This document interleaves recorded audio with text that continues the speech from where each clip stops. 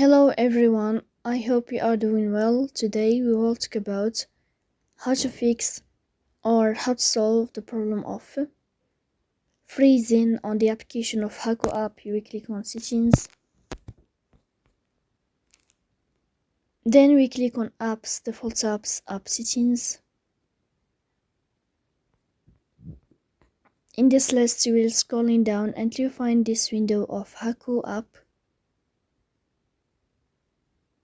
Then we click on first stop and you will click OK. Here you will enter to the window of storage. Then we click on clear cache. In the end you will turn off your phone and you will restart your phone again to fix that problem. So that's all. Don't forget to support us by like and subscribe. See you next time and thank you for